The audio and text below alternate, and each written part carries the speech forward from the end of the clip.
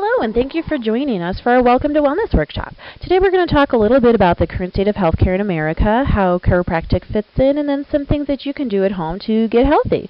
And our goal today is really to change your perception of health, and hopefully every member of your family's perception of health, and therefore really every person that you're ever going to meet. So I'm going to need your permission to just kind of cut to the chase. Some of the things that we're going to go over today might be surprising, maybe even disturbing, but necessary to really get to the root of the problem. So let's get started.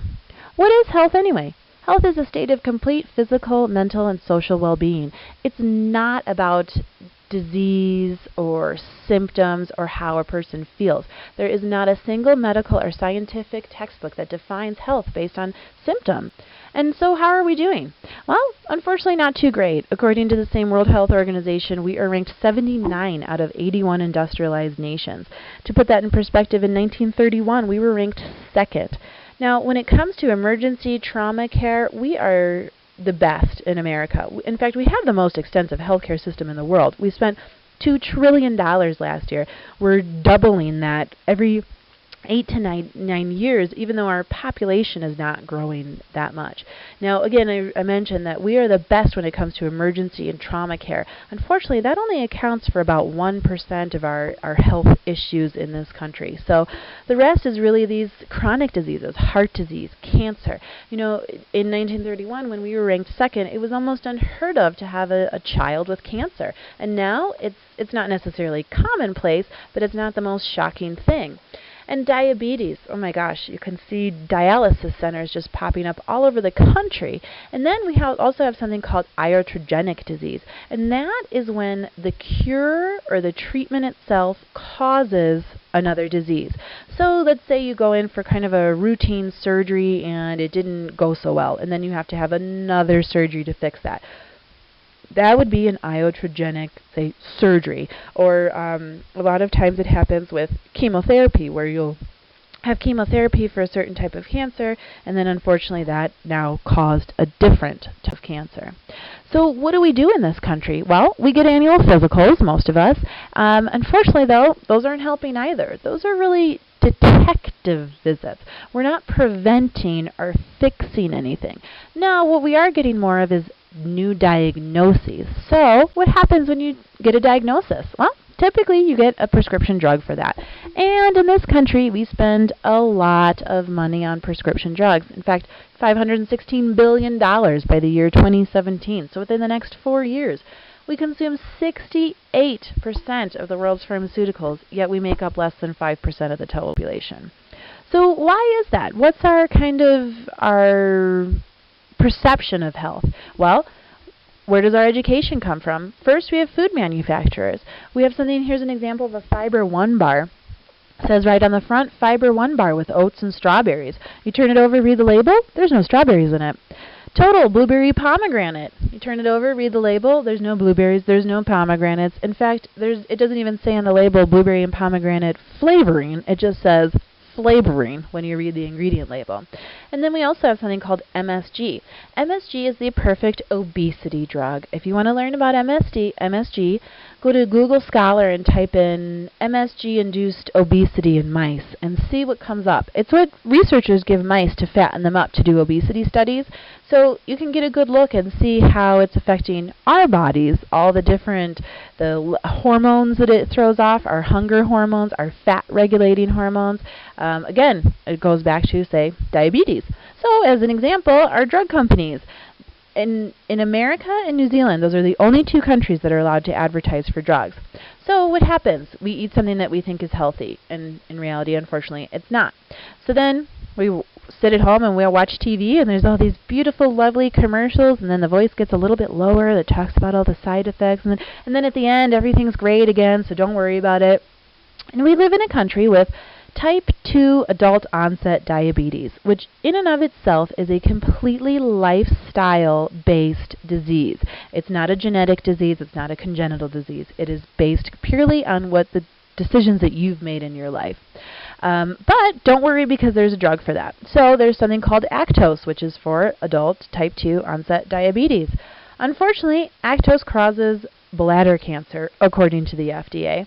And it's another thing that you can sit when you're watching TV, and right after those drug commercials is a lawsuit commercial talking about get on the bandwagon with this drug that's been recalled, or this drug that's had problems, or this product that's been recalled. So again, if you just sit and watch a little bit of TV, all this pops up. And so essentially we're getting mixed messages, and we just need to be smarter. The pharmaceutical industry spends a lot of money on marketing. So even in the sense that we're trying to be smarter, there's something called off-label marketing in the pharmaceutical industry. And I myself have worked in medical offices for years, and I saw this happen every single day. So a good example is birth control pills. For certain women, birth control pills can clear up their skin if they have acne.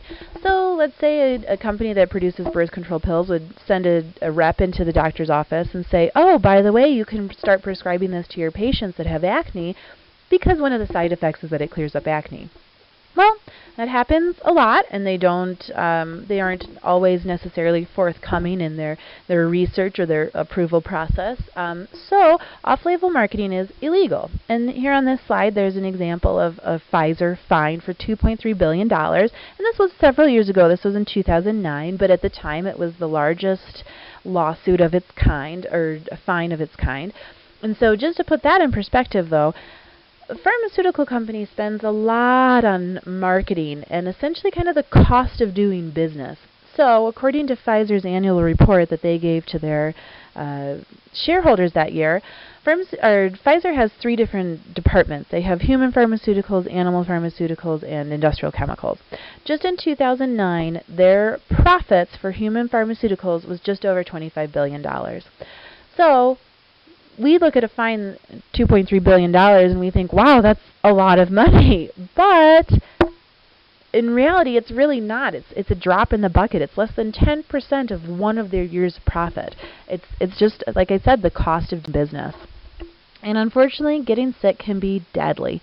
Now, obviously, there's complications that come along with surgeries, that there's risk involved, and there's risk involved with taking a medication. People have died from taking aspirin. Aspirin affects your blood clotting for up to 3 days, and if you already have a problem and you take a few aspirin, you could literally die from that.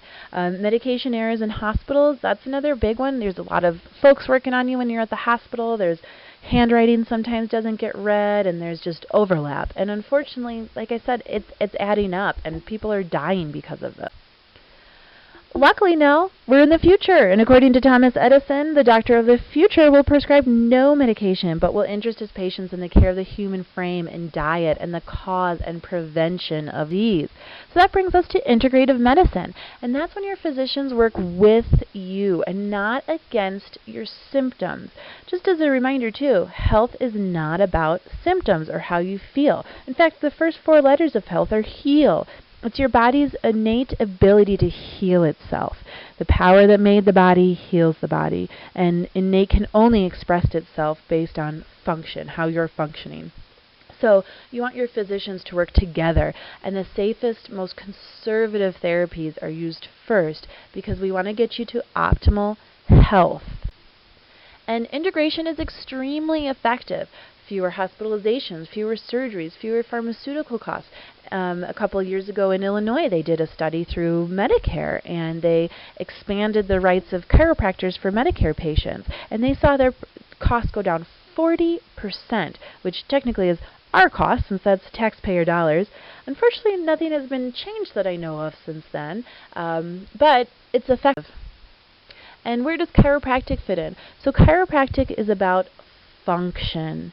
Your nervous system controls everything. Remember, a problem of our model of healthcare is that it's symptom-based. The objective is to eliminate symptoms, but symptoms are always the last thing to show up. So really, your nervous system, you want to have a properly functioning nervous system so that you can avoid getting in the first place. The nervous system controls everything. It controls our organs. It controls our structures. It controls our thought process. It regulates our hormones. It's everything. And it's important because it's protected by the hardest bones in the body, the skull and the vertebrae. And now, what happens when you get a subluxation? So a subluxation is when the bones lose their proper positions, the vertebrae lose their proper positions, which creates a minor misalignment of the vertebrae, causing interference and reducing function. So you can see here's a model. It shows how the disc is involved, the nerve, the inflammation in the joint, the muscles respond. Subluxation is real. It's not something that you would dispute. This is a scientist that was at the University of Colorado, wanted to know a little bit about what subluxation is all about. And he determined that the weight of a dime on a spinal nerve will reduce the transmission by as much as 60%. Also, the weight of a feather will reduce the nerve transmission by as much as 50%. And a feather only weighs 4 micrograms. So it's something that does not have to be necessarily felt, again, not a symptom yet, but your body is not functioning properly. So again, your brain is sending a signal to the rest of your cells. You put the weight of a feather on it. Now it's reduced by up to 50%, and now we add in chemical and mental interferences in our own lives. So really, we're looking at a less than 50% effectiveness of our nervous system. And again, it doesn't even have to be on our sensory system. Your nervous system, there's 3 parts. There's the motor system, the autonomic system, and the sensory. So only 10% of our nerve is designed to feel pain. So dislocation or misalignment can be slight enough that it will cause disturbances in the nervous system. However, it might not cause pain. So what is chiropractic? The only goal of chiropractic is to detect and correct subluxations by physically adjusting the spine. Now, a chiropractor is not someone who, say, fixes your problem. What they do is they set up the perfect environment for your body to heal itself. Health, heal, your body's ability to heal itself. That is what a chiropractor does. Now, how do we handle, though, those chemical and mental interferences? They happen to us every day. Our chemical can be something as simple as nutrition. We're eating poorly. It could be something like wildfire smoke in the air that is disrupting our nervous system, our homeostasis. And then mental stresses, that flight or fight response. Now we have adrenaline that we need to use, and our hormones get involved, and then start experiencing symptoms. So how do we approach those? Well, typically chemical is through nutrition, the one thing that we can control. You can't really control the pollution in the air, but you can control what you eat and drink. And then mental stress, when it comes to that, I talk about stress management. So it's not about stress suppression, but management. Really, you want to find the best way that you know how to deal with stress and just speed it up. Get it done with, get it over with. Oftentimes when we suppress stress, anger management, count to 10 or whatever, if that's not what's perfect for you, then it's just going to add to your stress, and that's not helpful. And, there's a lot of talk right now. We have the Affordable Care Act, Obamacare, that's going around, and really, when it comes right down to it, we're the ones that are responsible for our health. Our drug companies, they're there for shareholders. The insurance company is there for shareholders. The government is there for the government. And it's our responsibility to take control of our own health. It's really your right to know the cause of your disease. High blood pressure is not a disease, it's a symptom of something. If you're given the choice of a pharmaceutical, know the risks and the side effects. And don't discount them. They're very serious. And when you read that list of side effects, you might really actually think twice. And it's important to know about the natural alternatives. Even if you don't choose to go that route, you should at least be aware of that, because it is completely your responsibility and your right to be part of the decision making. Again, integrative healthcare. It's not about attacking your symptom, it's about getting you healthy. So what can you do? Well, learn to become well. So first thing you can do is move well, at least 60 minutes a day. And that can add up. It doesn't have to be 60 minutes sitting on a treadmill or running on a treadmill or sitting on an elliptical or anything like that. You can take a walk outside. You can park a little farther away from the grocery store. Take the stairs instead of the elevator. Especially if you're going down, it's the easiest part. And when it comes to eating well, we focus on an alkaline and acidic diet. And what that means is that whenever we eat something, you are what you eat, and the digestion is actually a chemical reaction. So everything in nature can fit on the pH scale. And when it is digested and that chemical reaction, there's a soup left over. And if that soup is acidic, then we start having health problems. If that soup is alkaline, that's what we want. Your body wants to be about a 7.2, 7.3 on the alkaline scale. And there's some foods that are just great alkalinizers. Avocado, lemon, apple cider vinegar. Those are all alkaline foods. Even though a lemon and a vinegar is actually an acidic food, again, the chemical reaction that takes place during digestion results in an alkaline mix, and that's what we want. And we do have a list of alkaline and acidic foods, so you can grab that up at the front desk, and also some other eating tips. And then thinking well, whether you think you can or you think you can't, you're right, according to Henry Ford, and he was right. So it makes sense to have a positive attitude, why not? And if you're not well, take that natural approach first, and then think about drugs or surgeries, but really as a last result. Again, the perception of healthcare in America, we need to change our viewpoint from the extreme first. Start slow. Take that natural approach first. And here's a few sleep tips for you too. One thing I'd point out is to eat a high-protein snack and a small piece of fruit before bedtime. It signals that your body that you're about to start that digestion process that happens when you're sleeping. So it's just a good heads up. And then another big one these days is just to turn your phone off overnight or on silent. Keep it in another room. Even if you don't physically wake up when you get that automatic email at 1 o'clock in the morning, your sleep is disrupted. And over time, those disruptions can add up and really create physical symptoms. And different sleeping positions really depend on your comfort level. Ergonomically, sleeping on your back is best. Sleeping on your stomach is not typically great for your neck. And then another big one is pillows. If you've ever gone into Amazon and tried to buy a new pillow, there are hundreds of pillows. We keep some in stock here. We also have loaners that you can try first to make sure that that is really the best pillow for you. So definitely ask us if you want to try one of those out. And it's also really important to have goals. Whatever your goals are, less pain, more energy, a new job, a new husband, a new wife, whatever your goals are, let us know. We can help. We want to be part of the process. We're an internal medicine clinic. And then there's also a handout that we have. Some folks may have this, otherwise you can get this at the front desk. But it's just a quick posture evaluation that you can take home and do on a friend or family member. It's just a nice, simple thing, and then you can bring that in and give us a look, and we'll do that one. Because really, posture is one of the most important things that's not really talked about a lot by most medical doctors. But according to the American Journal of Pain Management, abnormal posture is evidence in all of chronic disease patients, in everyone.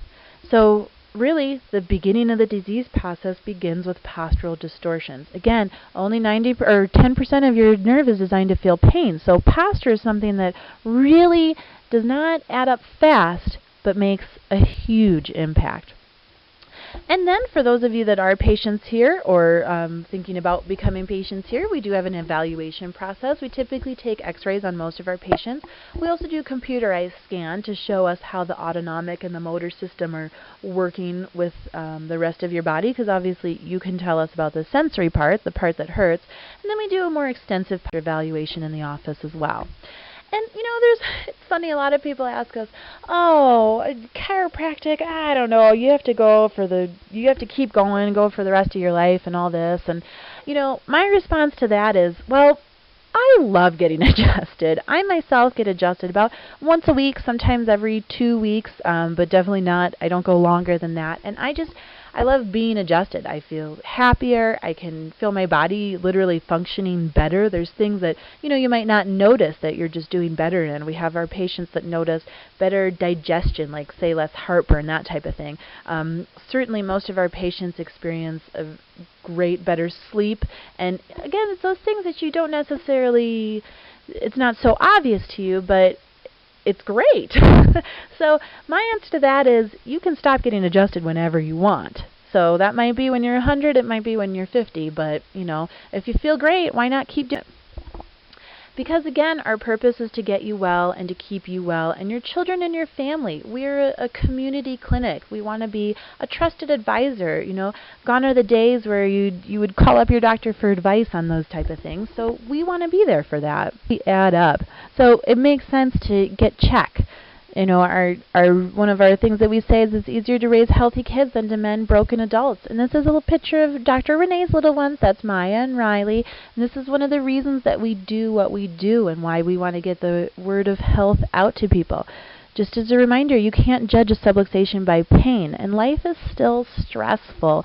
So get your kids checked out. Whether or not chiropractic is right for you or not, it's important to have a starting point. So at least get one of our computerized scans or a quick scoliosis check or something like that, just to see where you're at.